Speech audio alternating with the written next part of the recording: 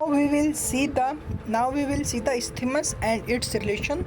So the isthmus has two surfaces and the two borders. So the two surfaces are it is the anterior surface, and on the back side it will be the posterior surface of the isthmus. So as we know, the isthmus connects the lower parts of the lobes, and now I have said that it has the two parts, that is the two surfaces and the two borders. Two surfaces are the anterior and the posterior, and the two borders are the superior and the inferior. So here it is the superior border, here it is the inferior border, and here is the anterior surface, and on the back side that will be the posterior surface of the isthmus. So now we will see its relation. So the anterior surface is covered by the two muscles, that is the sternothyroid muscle and the sternohyoid muscle. So here are the two muscles. The upper muscle is the sternohyoid, and this muscle is the sternothyroid muscle. So the anterior muscle is the sternohyoid, this is going to the hyoid muscle, and that is the sternothyroid muscle. So this is the sternohyoid and this is the sternothyroid. So anterior surface of the isthmus is also related to the one vein, that is the anterior jugular vein. So here it is the bluish structure out there is the anterior jugular vein, which is related to the anterior surface of the isthmus. So we have seen now two muscles and one vein, that is the internal jugular vein, and two muscles are the sternothyroid and the sternohyoid, and it is also related to the fascia and the skin. If we see the posterior surface of the isthmus, so the posterior surface, if you can see inside, I have faded the thyroid gland. So the posterior surface is related to the second to fourth tracheal ring. Here it is, I think, not seeing very properly, very clearly. So second to the fourth tracheal ring, second, third and the fourth tracheal ring. So the posterior surface is related to the three rings, second, third, fourth tracheal rings. The upper border is related to the anterior branch of the, this is the anterior branch of the superior thyroid artery, which will be the anastomosis here, and the inferior border, the lower border is related to the inferior thyroid vein. So here I am showing you the inferior thyroid vein. So the superior border is related to the artery, that is the superior thyroid artery, anterior branch of the superior thyroid artery, and the lower border is related to the inferior thyroid vein, which will leave the gland at this border. So guys, I have shown all the structure related to the isthmus. One more time I am revising them. The isthmus connects the left and the right lobes of the thyroid gland, and it has two surfaces, the anterior surface and the posterior surface, and having the two borders, superior border and the inferior border. The anterior surface is related to the two muscles, that is the sternothyroid and the sternohyoid, and the one vein, that is the anterior jugular vein and the skin and or fascia. And the posterior surface is related to the second, third and the fourth tracheal ring, while the upper border is related to the anterior branch of the superior thyroid artery, and the lower border is related to the inferior thyroid veins, which will leave the gland at this border. So guys, now we will see the arterial supply of the thyroid gland. So guys, now we will see the arterial supply of the thyroid gland. So guys, the thyroid gland is supplied by the superior and the inferior thyroid artery, and the superior thyroid artery is the first entered branch of the external carotid artery. So here we can see the external carotid artery. So guys, here it is the common carotid, and Here it is the internal carotid artery, here is the external carotid artery, and internal carotid and the external carotid, and this is the superior thyroid artery, that is the first anterior branch of the external carotid artery. So here it is the external carotid artery, that is the internal carotid artery, this is the internal carotid, and the upper one is the external carotid, and this is the anterior branch of the external carotid artery, that is the superior thyroid artery. So guys the superior thyroid artery runs downwards and forwards, you can see here. So superior thyroid artery runs downwards and forwards in relation to the external laryngeal nerve. So this yellowish structure here is the external laryngeal nerve, which is the intimate relation to the superior thyroid artery. So the superior thyroid artery runs forwards, downwards along with the external laryngeal nerve. After giving branches to the adjacent structures, the artery pierces the pretracheal fascia to reach the apex of the lobe. So here it is the apex of the lobe, where the external laryngeal nerve deviates medially. So as you can see, the laryngeal nerve deviates medially, and while the superior thyroid artery runs downwards forwards to the apex of the thyroid gland. So at the upper pole, the artery divides into the anterior and the posterior branches. So here it is the anterior and the posterior branches. Here it is the anterior branch and the posterior branch, and the anterior branch of the superior thyroid artery.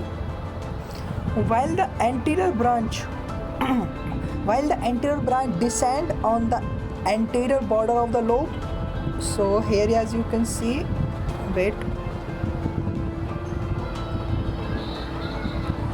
this is the anterior branch. So the anterior branch descend on the anterior border of the lobe and continues along the upper border of the isthmus, which is not clearly showing out here.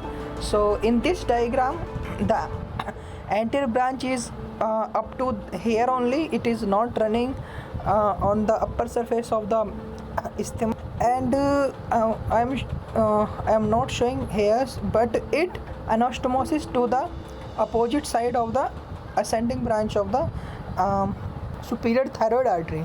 Anastomosis is not clearly anastomosis is not showing in this diagram. I don't know why, but I am telling that the here one anastomosis happen between the left and the right anterior branch of the superior thyroid artery, while the posterior branch descend on the posterior border of the lobe. So here it is the posterior branch which descend on the posterior border of the lobe and anastomosis with the ascending branch of the inferior thyroid artery. So here we can see anastomosis very clearly. So the posterior branch of the superior thyroid artery anastomosis is the ascending branch of the inferior thyroid artery. So guys, now we will see the inferior thyroid artery, which is the branch of the thyrocervical trunk. So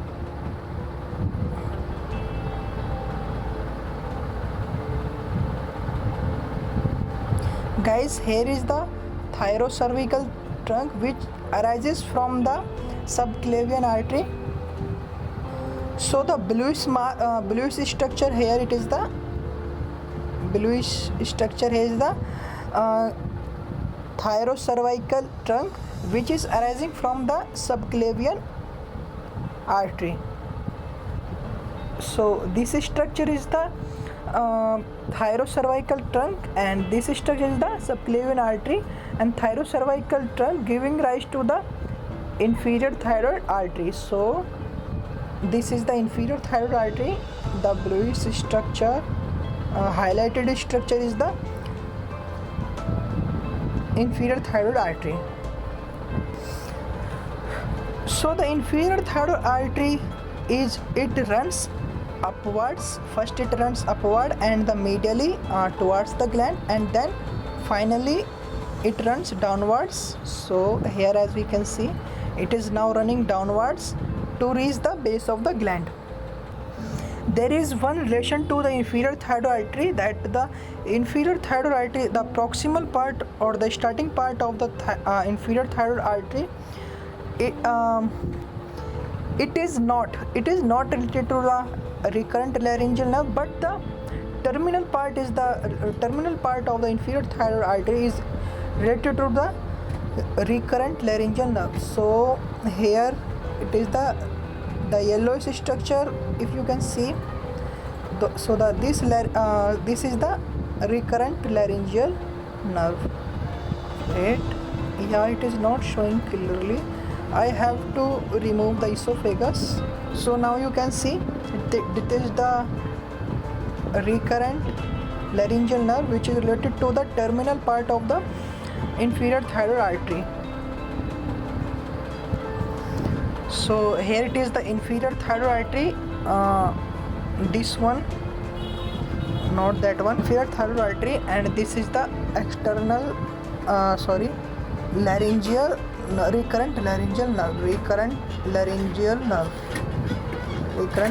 nerve, that is the inferior thyroid artery.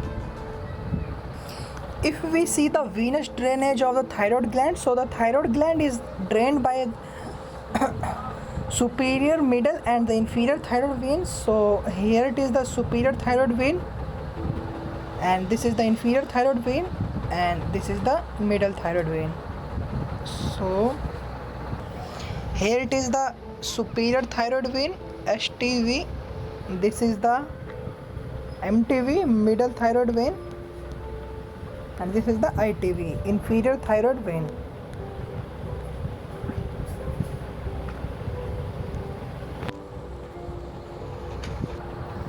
So the superior thyroid vein, it emerges at the upper pole of the thyroid gland, and it runs along with the superior thyroid artery and at the internal jugular vein.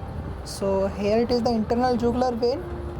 So this is the IJV, that is the internal jugular vein. This is the superior thyroid vein,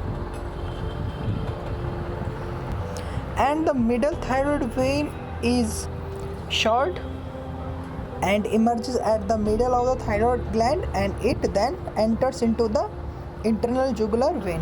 So if we see the inferior thyroid vein, so it emerges at the lower border, that is the lower border of the isthmus. So here it is the isthmus. So it emerges at the lower border isthmus and forms the plexus. So here as we can see, there is the plexus of the inferior thyroid vein at the front of the trachea, and then it drains into the brachiocephalic vein, that is the left brachiocephalic vein. So this part is the brachiocephalic vein. So guys, we have discussed all the three veins, that is the superior, here is the superior, and the middle, superior, middle and the inferior thyroid vein. One more vein, that is the Kocher vein, fourth thyroid vein. It may or may not emerges between the middle and the inferior thyroid vein and drained into the internal jugular vein, which is not showing here. So which is in very rare case it happens. So now we will see the lymphatic drainage. So the lymph from the upper part of gland reaches the upper deep cervical lymph nodes either directly or through prelaryngeal nodes. So here are the superior thyroid lymph nodes, and here is the inferior thyroid lymph nodes, and the lymph from the lower part of the gland drains into the lower deep cervical nodes directly, and also through the pretracheal and paratracheal nodes. So here we have seen the lymphatic drainage. In the diagram, as you can see the lymph nodes very clearly. The greenish structure are the superior and the inferior lymph nodes of the thyroid gland. So guys, now we will see the nerve supply to the gland. So nerve supply are mainly from the nerve supply are derived mainly from the middle cervical ganglion. So wait, I am showing you the middle cervical ganglion. So this yellowish structure is the ganglion, that is the middle cervical ganglion, which is the main nerve supply of the thyroid gland. And along with the middle cervical ganglion, the nerve supplies also goes to the superior cervical ganglion and the inferior cervical ganglion. Wait, and this yellowish is the inferior cervical ganglion. So the nerve supply to the gland is the mainly is the this is the medial cervical ganglion. So guys, we have completed the thyroid gland and its arterial supply, venous drainage, lymphatic drainage, and the nerve supply.